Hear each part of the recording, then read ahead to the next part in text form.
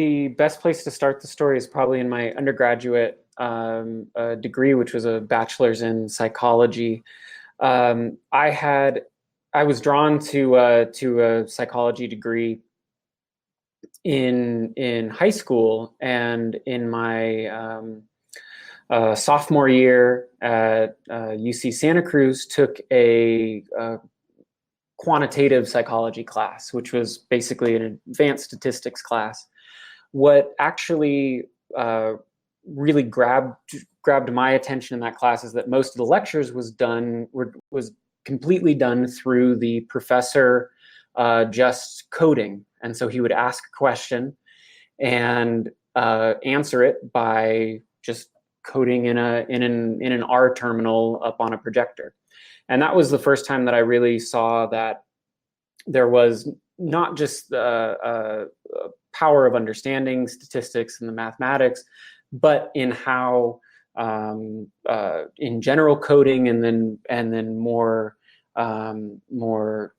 specifically scientific or statistical coding can help you answer and do things with data that just wasn't possible prior to that. From that, I started pursuing a quantitative psychology Ph.D., which I did at the University of Notre Dame. There, a lot of my projects and masters and dissertation was focused around the intersection of more traditional psychometrics and high-stakes testing, and specifically around a field called item response theory with big data. So how do you do this at a scale that the testing industry didn't really have a background in? Now, my draw towards psychometrics was based on my advisor and her expertise in the field. I was drawn toward more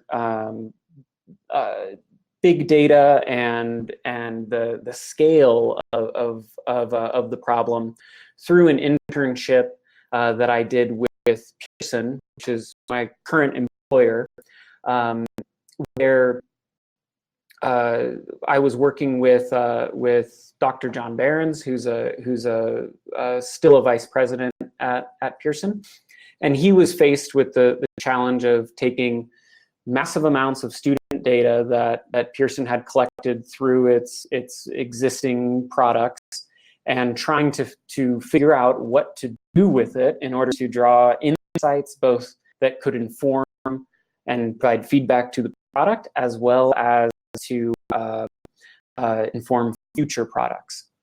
Now, that to me, that just continued my beliefs in both the importance of data and the importance of leveraging data, not just to make business decisions, but to inform product and product development. Coming off of graduate school, I had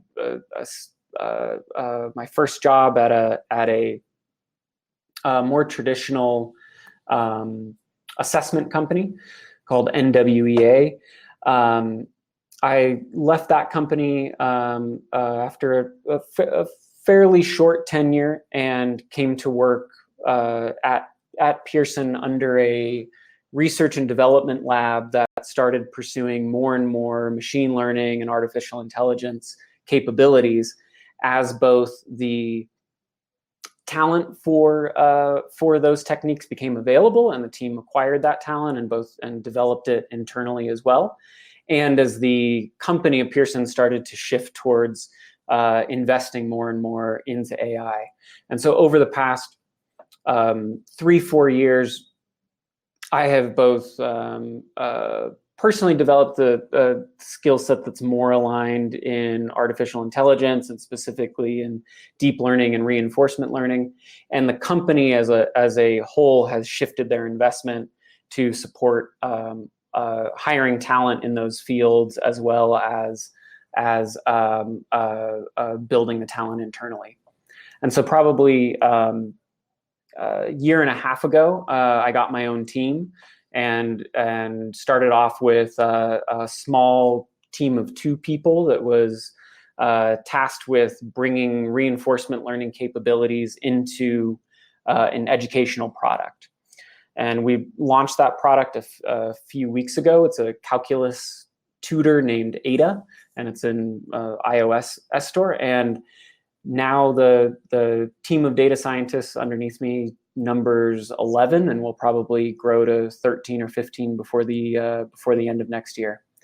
And so that's kind of the broad story. I think going back to my first interaction with that professor in an R terminal, I don't think I could have predicted that I ended up here.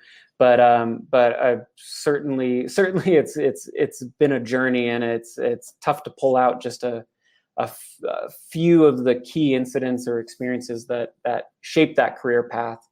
I think more recently, one of the biggest things has been the opportunity of my leadership and my VP and other executives to have early opportunities for leadership and to be a part of both strategy and vision meetings, and then executing that vision and bringing it down from the VP level to, okay, what do we actually do this week in order to meet our product deadlines and to build these new capabilities that the world hasn't seen?